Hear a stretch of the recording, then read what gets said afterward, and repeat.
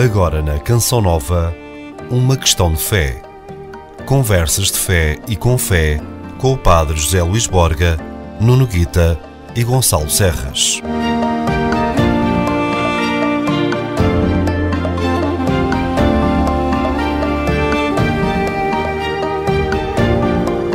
Uma questão de fé, na Rádio Canção Nova.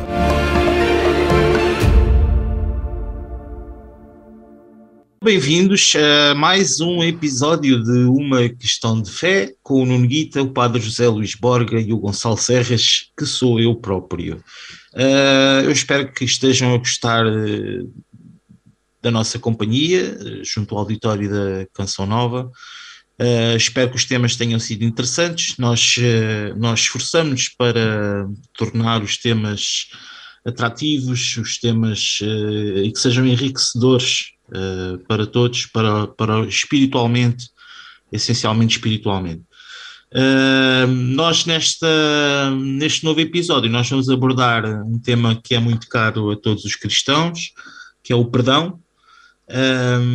E eu faço sempre uma pequenina introdução, que é um texto que eu não tenho muito jeito para falar espontaneamente, então quando tento me exprimir de uma forma mais segura por escrito. Daí que eu faço sempre uma pequena introdução por escrito, mas de facto digamos que os nossos intervenientes fazem o favor de ser extraordinários nas suas intervenções, por isso estamos à vontade. Então, para mim o ressentimento, tal como a fé, é um bichinho, só que este bichinho, ao contrário da fé que nos alimenta, rói-nos por dentro. Talvez roa até a própria fé.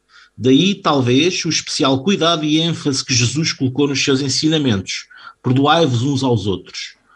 Quando nos fazem mal, por algum motivo, tentamos perceber as causas desse sofrimento. Por vezes entendemos, por vezes não. Mas fica mais fácil perdoar quando compreendemos as origens do sofrimento. Como diz a famosa frase atribuída ao escritor russo Tolstói, tudo compreender é tudo perdoar. Talvez por isso Deus perdoou tudo, porque tudo compreende. É assim, Sr. Padre José Luís Borga? É possível perdoar de uma forma plena, ou será mais fácil simplesmente esquecer para nós que somos humanos? Olha, Gonçalo, antes de mais dizer-te que este assunto, já estás perdoado. Muito obrigado, Sr. Padre. Fico muito mais tranquilo e muito mais desperto para este programa. Este assunto parte de um princípio que eu acho que é o mais interessante de nós verificarmos para compreender. É que a nossa capacidade de ser perfeitos é uma coisa que só se atinge quando Deus for tudo em todos nós. Portanto, não é nem por nossa capacidade, nem por nosso empenho, embora precise disso tudo. Não? Nós, muitas vezes, e reconhecemos, vemos erradamente, percebemos de forma injusta, reagimos de forma primária. E isso acontece com muita frequência, como vemos, por exemplo, as crianças na fase mais primeira do seu crescimento. Vou-te falar, por exemplo, o nosso andar. É normal que quando uma criança começa a andar, tudo seja difícil, tosco, e até a gente possa concluir que ela nunca vai andar na vida dela. A forma tão desajeitada com que ela faz aquilo, melhor dizer ao menino, pelos vistos, tu nunca mais vais ter ninguém na vida, pelo que eu estou a ver agora. Nós adultos é que sabemos que ela está nas primeiras abordagens e por isso tudo leva o seu tempo. A seu tempo ela será capaz de caminhar, nem que seja numa passarela com aquela elegância toda, mas para isso acontecer, até para isso acontecer, é preciso querer muito, treinar muito e sobretudo corrigir-se muito em muitos aspectos. Portanto, o perdão é sempre a outra face da demora que a gente tem a crescer e da imaturidade, ou por que não dizer, da ignorância, que tantas vezes nos vai fazendo errar. Porque o outro nome do pecado chama-se falha. Aliás, nós dizíamos assim, perdoar as nossas falhas, os nossos pecados. Antigamente dizia-se assim, Sr. Padre? Dizia, exatamente, perdoar as nossas falhas, porque somos todos falhos. O que quer dizer que o nosso ponto de mira, para ir acertando, ele vai sendo afinando na proporção justa em que a gente vê que ele está desafinado. Quer dizer, há aqui um ajustamento. Ora, isto que acontece com o andar, acontece com o pensamento, também acontece com as relações. as nossas relações. É claro que quando eu acho que as pessoas me magoaram de propósito, eu acho que isso é imperdoável. Porque se elas soubessem que eu sou, nunca faria uma coisa dessas. Até porque elas sabem que ficam mesmo a perder. O problema é que a maior parte de nós, e nós sabemos quando somos nós a falhar, quando pecamos ou quando erramos, agora que a gente está aqui a falar, errar, pecar, falhar, às vezes é só uma questão de nomenclatura, mas também tem a ver com uma extensão do conceito. Não é? Quando a gente erra ou falha, a presunção que nós temos, a melhor delas todas, é achar que a gente errou porque não foi capaz de acertar. Se pudesse, se soubesse, se tivesse capacidade, teria acertado e não falhado. Porque a alegria de falhar só tem alguma quando a gente espera acertar. Quer dizer, é só a alegria que tem. Deixa eu ver quanto é que eu falhei. E vai-se acertando. Portanto, quando nós temos a condição, aliás, é assim que Jesus diz, Pai, perdoa-lhes porque eles não sabem o que fazem. Jesus invocou a sua ignorância. O próprio São Paulo diz, vós agistes por ignorância, quando o crucificastes. Se soubesses o que sabeis agora, não o terias feito. Portanto, a ignorância é uma companheira da sabedoria. Adota a ignorância, não é? Só sei que nada sei. Portanto, falhar, errar, ponderar errado, pensar que está certo, estando muitas vezes errado. Aliás, basta ver quando nós mantemos muito tempo a discutir, a única coisa que a gente ainda não percebeu é que o outro está a ver do outro lado. E se calhar estamos a dizer a mesma coisa, só com pontos de vista diferentes. Aliás, era só o Papa Paulo VI que dizia a verdade não está toda do mesmo lado. Não, o Papa João XXIII, quando ele convocou o Concílio Vaticano II, ele dizia a verdade não está toda do mesmo lado. Ela está por todos os lados. Uns podem ver de um ponto mais privilegiado, podem ter mais acesso por mais informação, mas nem todos vemos tudo. Nós somos muito falhos em considerar todas as coisas. E muitas outras vezes, só para terminar, porque o Guita vai pegar isto certamente, lembra o Ortega Gasset, sobre nós e as nossas circunstâncias. Muitas das vezes é porque temos problemas que só nós é que sabemos, não é? Basta termos um problema de percepção. Eu lembro de uma criança que a mãe andou a ralhar com ela todo o tempo porque achava que ela não fazia as coisas por preguiça, não é? Até que a professora primária, no segundo ano da escola, percebeu que a miúda tinha falha de visão, não é? E depois foi saber, ela de um olho só via 10%. Portanto, muito do que era a sua aparente, o descuido, não era mais do que o resultado da sua limitação de visão. E, portanto, quando se descobriu isso, achou-se que, claramente, todas as guerras que fizeram, as quesilhas que aconteceram, todas os acertos, passaram a ter um sentido muito relativo. Quer dizer, foi uma coisa, afinal, tivemos a fazer uma tempestade num copo d'água. Isto às vezes acontece. Portanto, quando temos um coração grande e largo, temos muito mais capacidade de perdoar porque vemos os outros com uma escala totalmente diferente. Isto não significa, e termino só a dizer isto, que não seja um desafio, quer para quem pede perdão, porque às vezes o que a gente tem não é perdoar, é fácil. É sinal que o outro já reconheceu que errou. Difícil é nós pedirmos perdão. Porque a gente acha que está muito certo e que o outro é que é um grande canalha a fazer-nos o que faz. Portanto, toda esta problemática tem tudo a ver com uma maturidade na relação ou uma imaturidade na relação. Portanto, quanto menos maduros ou menos capazes, seremos menos capazes de perdoar também. Ok. Nuno, ouviste a intervenção do Padre Borga? Eu ouvi também com atenção.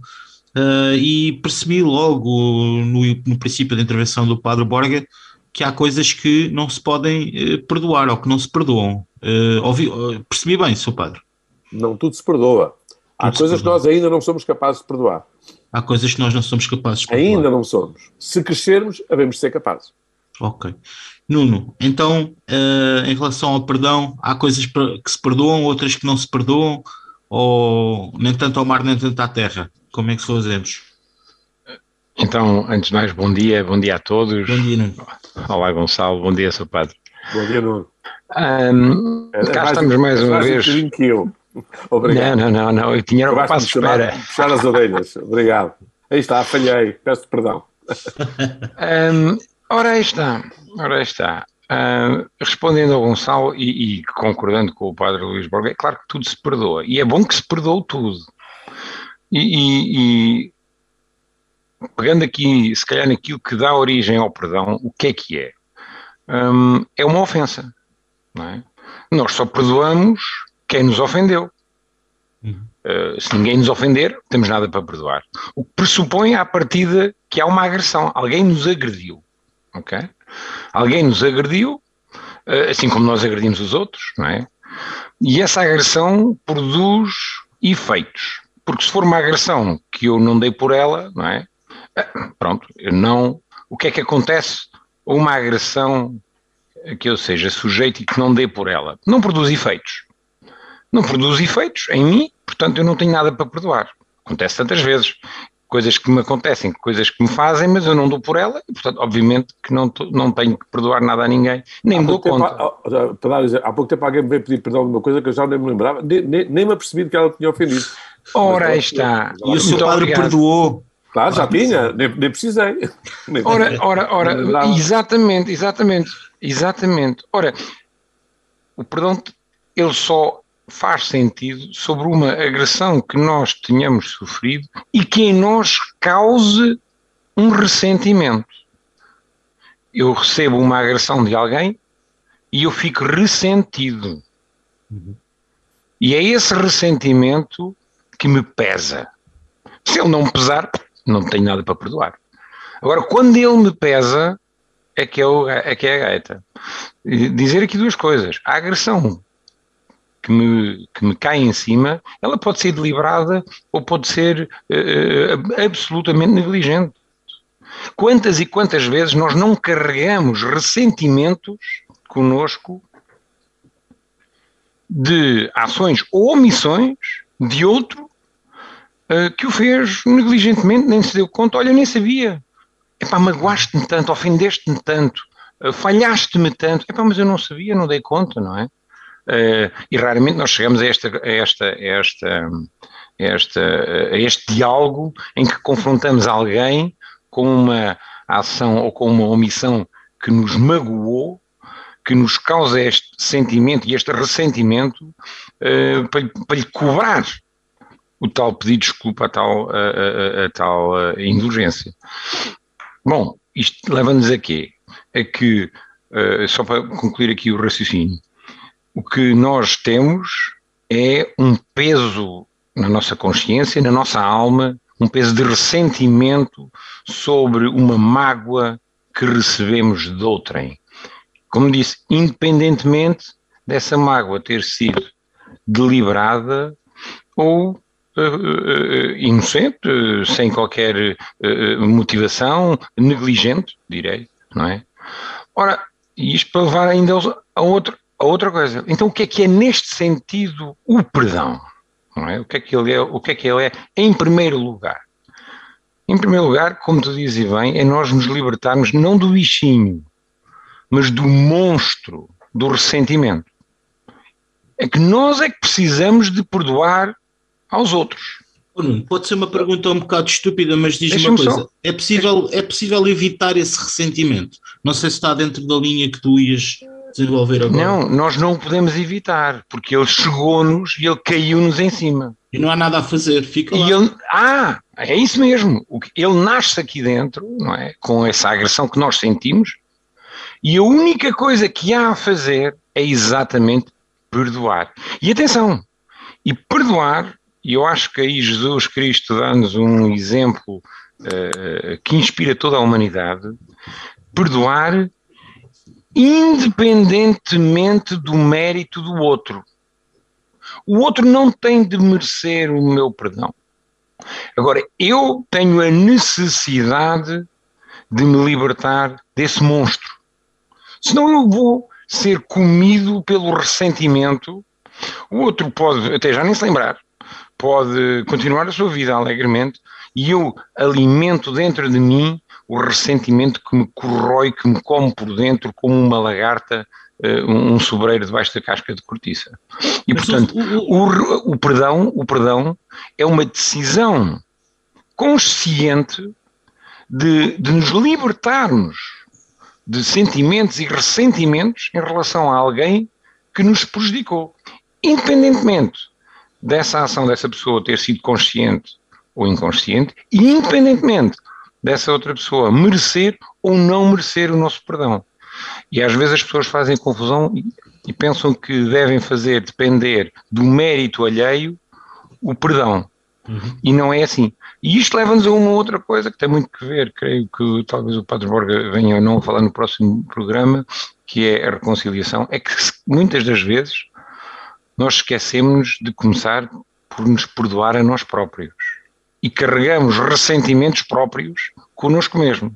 Portanto, para dizer que o perdão tem um efeito e um alcance e uma importância para cada um individualmente, muito mais do que apenas, eu não digo apenas, do que aquilo que se poderia pensar que é uma virtude para bem do mundo. Não, ele começa por nos salvar a nós próprios do tal bichinho ou do tal monstro que nos come por dentro.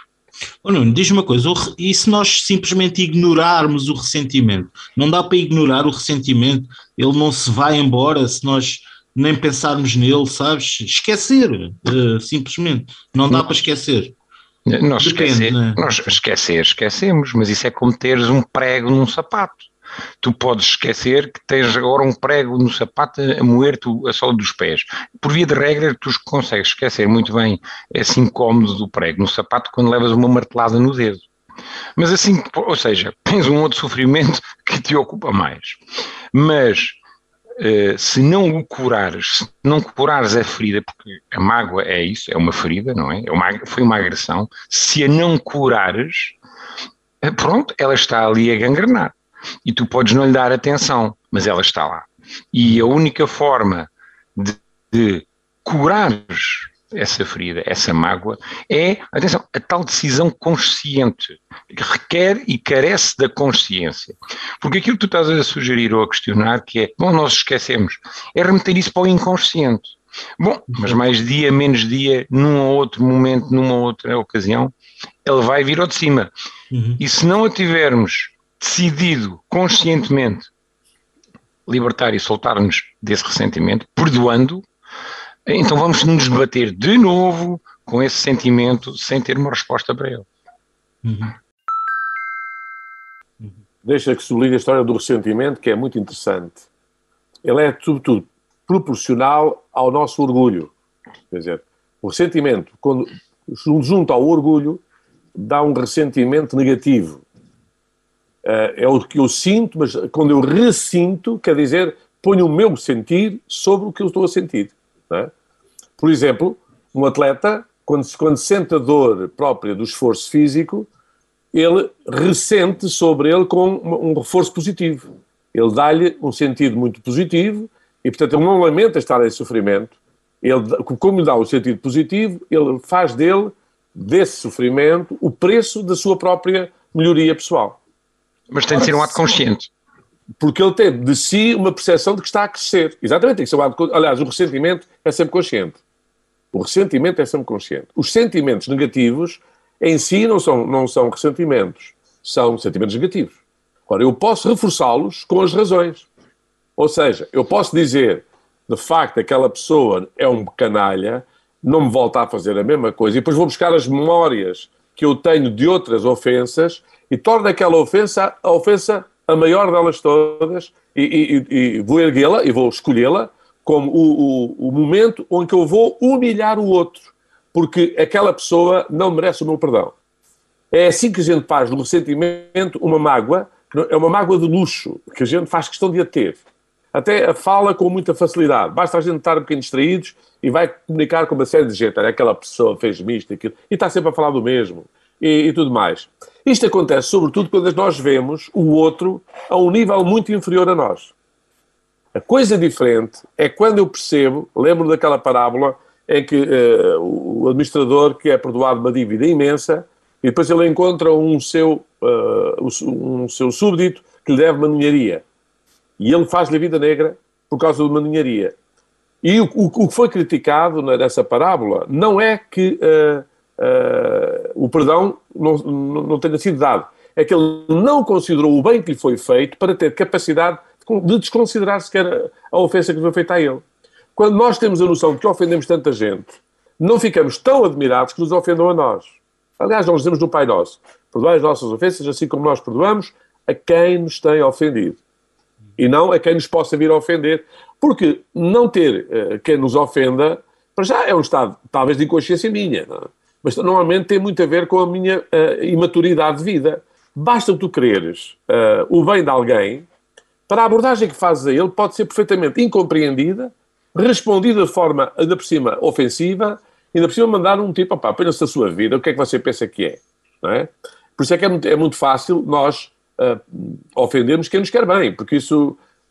quem tem esta consciência, certamente que quando se sente ofendido, ao ressentir sobre isso, vai colocar ali uma série de paninhos quentes, ou se quisermos, de atitudes que curam, que diminuem, chamada água na fervura, não é? Põe água na fervura.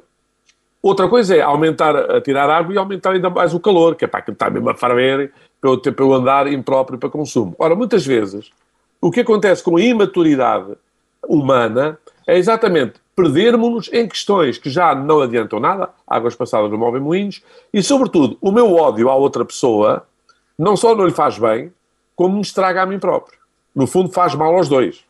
Faz mal aos dois. O ódio não leva a lado nenhum. Já o amor, tudo perdoa, tudo suporta, tudo espera, tudo crê. Por isso é que ele é eterno. Por isso é que Deus é assim, Deus é amor.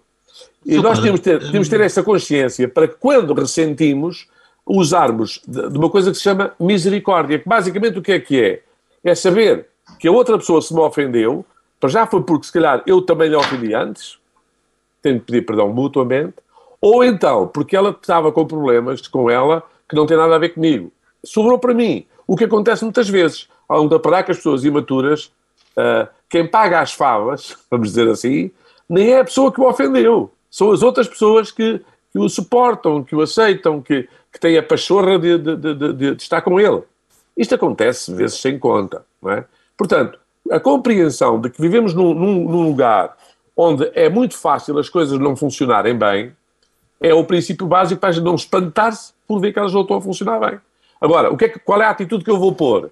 Lá está. Compreensão, sabedoria, prudência, esperança. Quando eu ponho isso tudo na minha relação, não tira pecado nenhum, não tira ofensa nenhuma, mas cura as ofensas e ultrapassa as ofensas. É isso que se espera para as pessoas que têm alguma lógica, ou pelo menos têm alguma consciência da condição humana. Ó, Sr. Padre, se nós nos distanciarmos dos outros, isto é uma pergunta, digamos, difícil, penso eu, se nós nos distanciarmos dos outros, não evitamos o ressentimento, não evitamos as mágoas, não evitamos as feridas. Eu não estou a dizer que é isso que se deve fazer, estou a dizer se isso acontecer. Se tens a plena consciência que estás a não conseguir dominar o assunto, o melhor que tens é afastar-te. É como tudo. Quer dizer, se não sabes o que deves fazer, não mexas. Se vais para lá só para te vingares ou para sentires o prazer de humilhar o outro que te magoou, o melhor é afastar-se. Porque isso também era assim que Jesus fazia, perante aqueles que o queriam apedrejar. Passava pelo meio e ia à vida dele.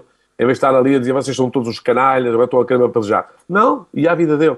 Porque isso é uma prova de inteligência. Se eu não tenho, naquele lugar, naquele momento, condições pessoais, desde logo comigo, para encarar de forma não negativa o assunto, embora seja doloroso, Jesus enfrentou a cruz de uma forma positiva, embora muito dolorosa. Quer dizer, não pintou o filme. Só que sabia que era naquele momento que o Pai o ia glorificar. Era um momento de... Agora, nós não podemos enfrentar uma coisa que sabemos que não estamos preparados. Nessas alturas, como dizer, aqui cito um padre da igreja que diz: quem se mete com o demónio, quem foge é que vence. Quer dizer, quando as coisas estão todas descontroladas e eu não tenho sentimentos nenhuns positivos para com o assunto, eu estou magoadíssimo, o melhor é dar tempo. Afasta-te, porque precisas como diz o fundador dos jesuítas, Santo Inácio, dizia: pôr a vida em ordem. Quando ela está desordenada, quando ela está toda empolvorosa, o melhor é não mexer. O princípio básico é, quando está tudo no meio da tempestade, é aguentar. Não vale a pena fazer nada e espera-se que a tempestade passe, porque todas as tempestades passam. Todas passam. Ok. Nuno, diz-me uma coisa, pegando aqui no Padre Borga, aí continuo com essa dúvida, que é, será que nós alguma vez estaremos preparados para certas situações na nossa vida que exigem a nossa presença, que exigem a nossa luta, mas para as quais não estamos preparados e que eventualmente vão gerar em nós as feridas, as mágoas e o ressentimento que depois exigirão o perdão futuro? É claro que estamos preparados. Eu costumo dizer que Deus Nosso Senhor coloca-nos às costas a trava à medida do costado. Portanto, é assim, depois cabe-nos a nós abraçar-nos a Ele ou andar sempre a sacudir, e isso é que nos causa ainda mais incómodo. É um bocado como as mochilas mais ou menos pesadas numa marcha longa. Portanto, a gente abraça-se à cruz e faz-se a ela. Mas eu gostaria de sublinhar o seguinte: o perdão é um exercício individual e, como eu procurei sublinhar, ele não carece do mérito do outro. Portanto, o outro pode continuar perfeitamente a não ter mérito, pode eventualmente a continuar a ser um malandro. Claro que aí temos de nos proteger e procurar não voltar a expor-nos, como dizia o Padre Borga, afastar, dar distância para não nos estarmos a sujeitar à mágoa, mas ainda assim, o exercício de nos libertarmos da mágoa que recebemos, das ofensas que recebemos, é um exercício nosso. E eu vou aqui citar um projeto que eu sempre achei muito interessante, que até tem um site, chama-se theforgivenessproject.com, que vem na sequência da Comissão de Verdade e Reconciliação da África do Sul, criada pelo bispo Desmond Tutu, a seguir ao apartheid na África do Sul. E depois criou-se uma fundação que inclusive teve intervenção mais tarde na Jugoslávia, onde as pessoas, e muitas vezes fala-se nos agressores e como temos de reintegrar os agressores, e muitas das vezes ficam esquecidas as vítimas. E esta comissão e depois também a fundação que lhe sucede atende mesmo ao sofrimento das vítimas, que somos todos nós, não é? E o que diz, de alguma forma, é que só se tu encontrares dentro de ti a capacidade de perdoar é que te consegues libertar e quebrar as amarras ao teu agressor. Estamos a falar de situações que oxalá nenhum de nós experimente no sempre tempo de vida, não é? De campos de concentração na Jugoslávia, de tortura que houve na África do Sul, de crimes hediondos, onde as pessoas, pronto, não morreram e ficaram, de facto, com mazelas, até do foro psicológico, para o resto da vida. E o que aqui se procurava era justamente ensinar e de alguma forma transportar às pessoas a graça do perdão, que mais uma vez não carece do mérito do agressor, mas é aquilo que eu preciso para encontrar a minha paz. Depois de ter sido agitado através das feridas, mas a vida tem de continuar. Para dizer, nós estamos sempre preparados para aquilo que a vida nos traz, melhor ou pior, e suportaremos, mas depois a forma como suportaremos, com alegria ou com ressentimento, tem que ver muito com a consciência. E por isso é que o perdão é necessário ser um ato consciente. Uma breve referência, o Pai Nosso, de facto, foi-nos ensinado por Jesus Cristo, porque se fosse algum de nós, pedia ao Pai era que nos perdoasse mais do que aquilo que os outros nos ofendem, porque senão estamos tramados. Porque, de facto, a nossa capacidade de perdoar, eu já tinha dito isso, tem que ver, como o Padre dizia, muito com a dimensão do nosso orgulho.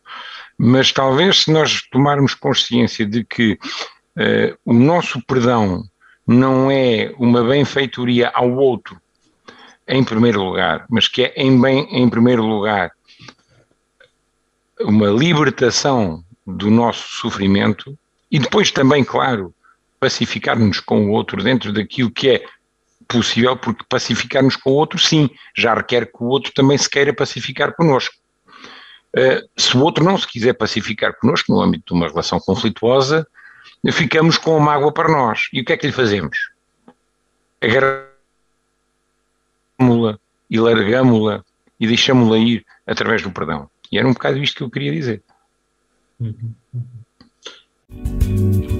Estamos a apresentar Uma Questão de Fé. Conversas de fé e com fé com o Padre José Luís Borga, Nuno Guita e Gonçalo Serras.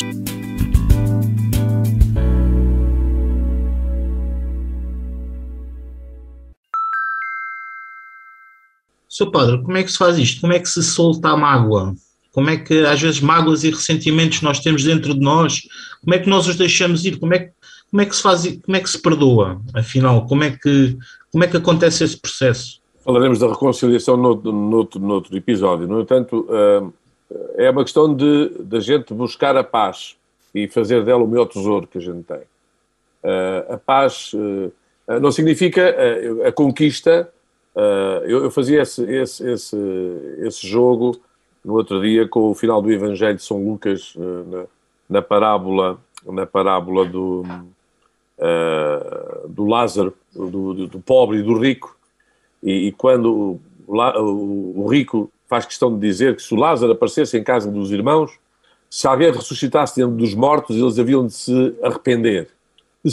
A palavra é de se convencer. Convencer. Nós normalmente gostamos é de vencer, não é de convencer. Vencer com o outro é sempre alguma coisa mais exigente, exige mais moderação, exige mais paciência, exige mais generosidade, exige até mais ingenuidade. Aliás, a palavra ingênua quer dizer filho da liberdade. A ingenuidade, habitualmente, nós não gostamos muito dela. Sabemos que os ingênuos são a gente assim meio tosca, mas afinal os ingênuos são mais livres do que parece à primeira vista. Os outros têm a mania, que ninguém me faz o ninho atrás da orelha, é que são uns desconfiados permanentes e querem dominar os cordelinhos todos do processo. E só vão perdoar ao outro se o outro merecer e se ele mostrar arrependimento e se. Não, eu posso, vamos lá ver, se eu faço sem ele merecer, isso só abona à minha generosidade. Eu não faço o outro, a bitola não é o que o outro merece, mas a bitola é a minha própria vontade de me superar a mim próprio. Portanto, quando eu lido com as pessoas que me ofendem, eu posso ter duas atitudes. Aliás, a gente vê isso muito com as crianças. Façam este exercício pequenino. Quando o irmão mais velho, que tem 9 anos, tem um irmãozinho de 4 anos, e o irmão, por uma questão, dá-lhe das tabefes, ou puxa-lhe os cabelos, ou coisa que vai. E o mais velho vira-se para ele e dá-lhe um enxerto, dá-lhe uma sova boa. Qualquer pai chega ao filho mais velho, tu fizeste isto ao teu irmão, tu não vês que ele é pequenino? Este argumento, tu não vês que ele é pequenino, é exatamente o que está-se a chamar a atenção de que nós temos que medir também a proporção não é só da ofensa, da pessoa que me ofendeu. Porque a pessoa que me ofendeu pode ter uma grande ofensa, mas foi o melhor que ela fez na vida dela, o melhor que ela conseguiu. Estava também irritadíssima com, mas agora não faço nada. Havia top de cepas, agora não faço. Imagina comigo como sacerdote, o seu padre pensa que manda nisto. Só essa abordagem já é logo interessante para a gente ver ali. Que conversa se faz com uma pessoa que começa o assunto desta maneira. Não é? Às vezes é preciso termos a simplicidade de não querer vencer. Se eu consigo convencer, encantados, vencemos em conjunto. Se só sou eu a vencer, quer dizer que o outro perdeu. Aliás, isso no desporto é assim, nunca vencem dois. Para um vencer, o outro tem que perder, basta ver as finais. Eu nunca percebi porque é que uma equipa que vai à final fica tão triste por não ganhar. Porque ela só aumentou o valor da vitória do outro, se ela não ganhou, e se ela tivesse ganho, só mostrava que era muito melhor do que foi naquele momento. Agora está numa final, caramba, não está propriamente... como é que uma pessoa não sai dali orgulhoso e a dar os parabéns ao outro que ganharam? E a participar da festa. A coisa que já viu, gente a sair do campo, a não ficar a tirar... agora é moda, não é? Os que foram vencidos na final recebem uma medalha também, como finalistas, não é? Não foram vencedores, mas foram finalistas. Aqueles tiram logo a medalha, quer dizer, como se fosse uma ofensa que porem aquilo ao pescoço.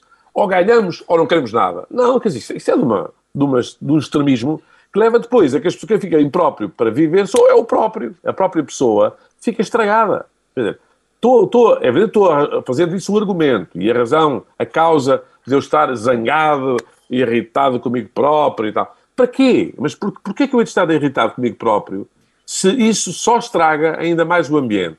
E isto não significa que eu tenha que suportar tudo como se não fosse nada. Aliás, isso não é perdoar. A outra é esquecer. Se o esquecimento fosse a prova do perdão, todos devíamos querer ficar com Alzheimer. Quer dizer, era a doença mais abençoada. Uma opção desesperada. Não, era a doença mais abençoada que a gente tinha, porque a pessoa, de facto, essa não se lembra de nada, ninguém foi ofendido. Não. Quer dizer, vamos lá perceber. A memória faz-nos bem, até para a gente perceber onde é que levou a tareia. Quer dizer, das coisas mais interessantes. Aliás, no nosso próprio corpo, a dor é a nossa melhor amiga. Quer dizer, se nós não sentíssemos dor, se o corpo não nos causasse dor e mal-estar, nós estávamos doentes e não sabíamos. Aliás, há uma doença que é mesmo assim, que a pessoa cuja doença é exatamente não ter, a nível da sua corrente elétrica, nos seus terminais nervosos, não ter a noção da dor.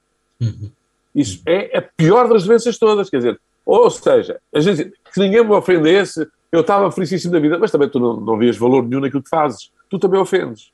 Daí que a gente, quando tem consciência do nosso próprio pecado, ou das nossas falhas, está muito mais habilitado a lidar com as falhas dos outros.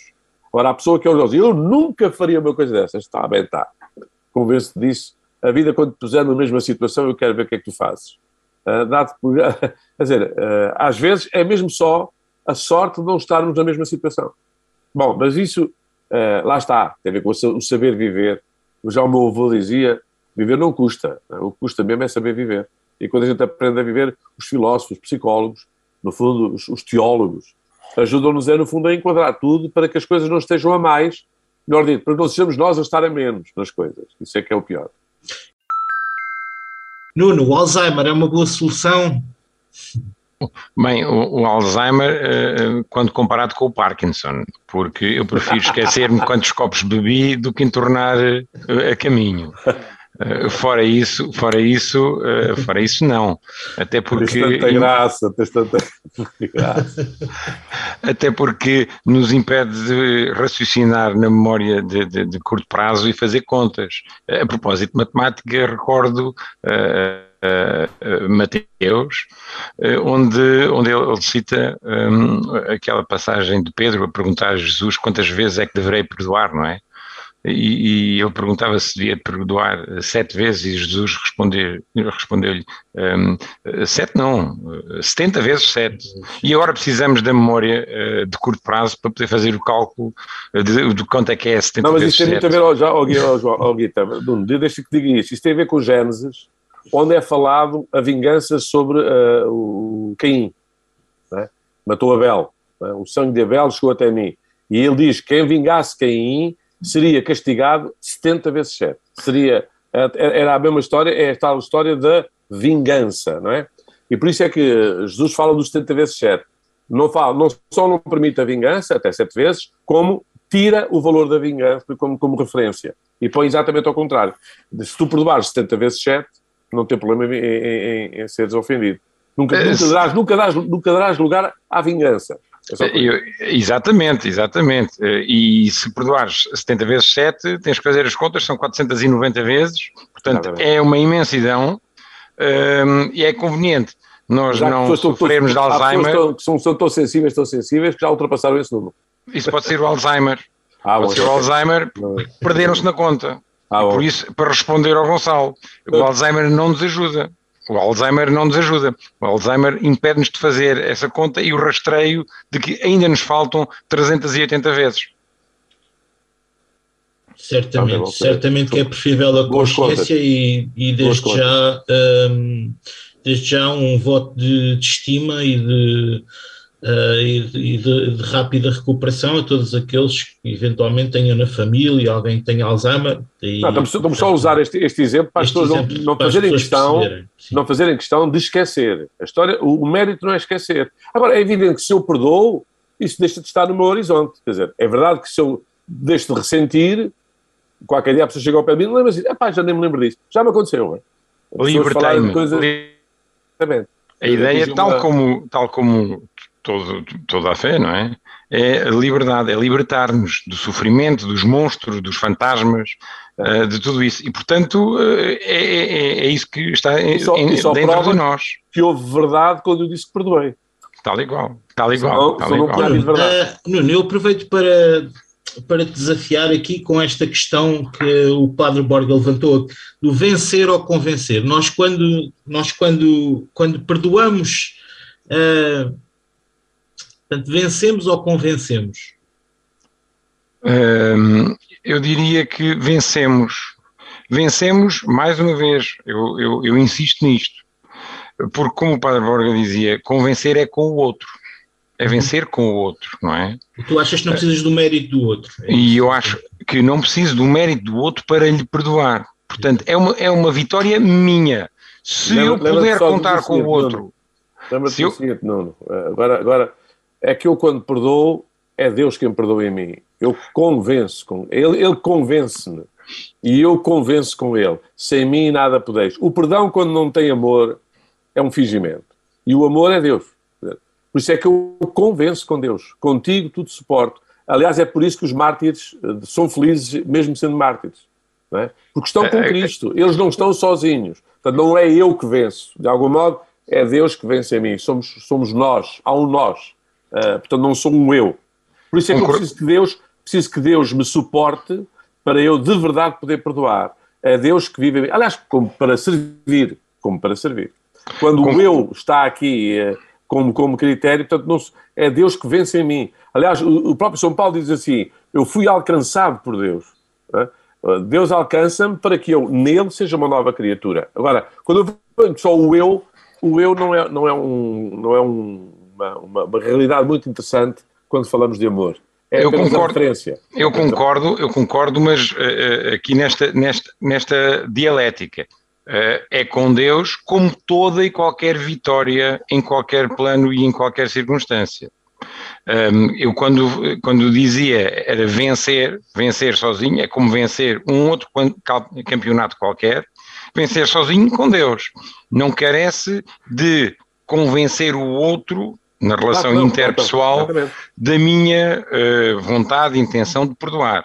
Era nesse sentido. Portanto, sim, até porque, como cristão, nós nunca estamos sozinhos. Na mais profunda das solidões, estamos acompanhados. No perdão, nunca vence só um. Vencem os dois. No perdão, não pode ser só um a vencer. Mesmo que o outro não saiba. A ignorância destas coisas também se pode admitir. Quer dizer, a mãe, quando perdoa o filho, mesmo que o filho não saiba que está a ser perdoado, a mãe está muito mais feliz consigo própria com o que fez. E está feliz porque o filho está a crescer com aquele perdão. Portanto, não é possível, não é uma coisa que eu me convenço a mim próprio. É sempre uma vitória mútua, ainda que o outro não o saiba. É, como eu dizia... Um doente, a sabedoria de um aluno, o professor sente como se tivesse sido ele a responder.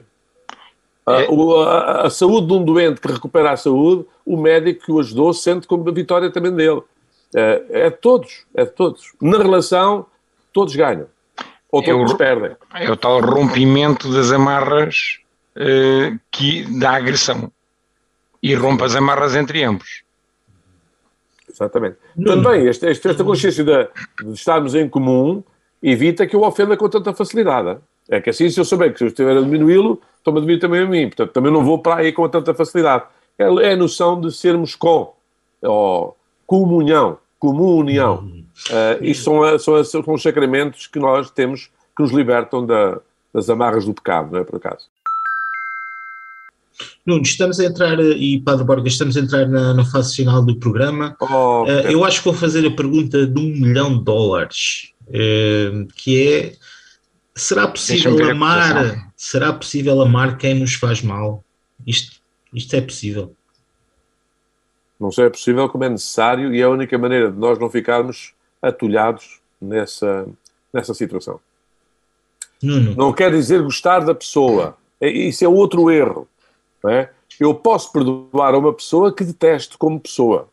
Não faz nada ao meu género. Não é? Quando Jesus perdoou ao Judas Iscariotes e perdoou, não é? Ou a Pedro, ele não gostou nada da atitude deles, não é? Mas gostava da pessoa, não confundia a pessoa com o seu erro. Ora, nós, outra imaturidade, é acharmos que se a gente gosta da pessoa até perdoa, mas se eu não gosto dele ou não gosto dela, qualquer coisinha me ofenda. No fundo, estou a fazer do gosto o único critério da relação. Ora, quando a gente perdoa, o povo diz com razão, que ele foi o ama bonito lhe parece, não é? Quando eu perdoo, não fico fã, mas também não fico fechado naquilo, nem fico submetido àquele sentimento negativo que só me faz mal a mim e faz mal ao outro. Por isso é que é uma profunda libertação, não é? Eu tenho gente a quem perdoei e o único gosto que eu tenho a olhar para eles é saber que os perdoei. Não é, eles se calhar nem fizeram nada com o perdão que eu lhes dei, mas eu não tenho nenhum rancor, não tenho nenhuma... quando te lembro ou quando estou com eles. Isso não deixe que o errado nos norteie na nossa maneira, quer nos sentimentos, quer nas atitudes que temos. Nuno, claro é masoquismo amar quem nos faz mal? Não, repara, amar sem reciprocidade, sem a necessidade de reciprocidade, é, antes de mais, o amor cristão, e portanto já com 2000 anos, mas foi sempre sendo renovado até na literatura, com um movimento literário romântico, em que o amor não era correspondido, não é? E portanto, não é necessário nós sermos amados para amarmos, até porque mal fora, porque isso seria sempre um amor condicional. Se condicional sujeito a uma condição, tão frágil quanto a circunstância que promove essa condição, logo seria uma coisa muito frágil, muito pequenina. Era um comércio. E se calhar pouco digno daquilo que nós nos inspiramos nas várias dimensões com a própria palavra amor. Sim, senhor. Vamos guiar-nos então pelo amor para tentar perdoar. É o desafio que eu deixo também ao auditório, já que o programa está mesmo a terminar. Eu agradeço ao Nuno Guita a conversa, claro, ficaria por aqui muitas e muitas horas, mas tal não é possível.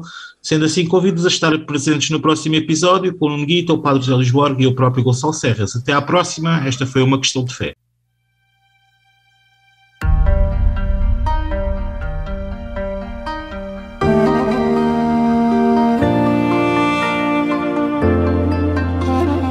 Acabamos de ouvir Uma Questão de Fé. Conversas de fé e com fé com o Padre José Luís Borga, Nuno Guita e Gonçalo Serras.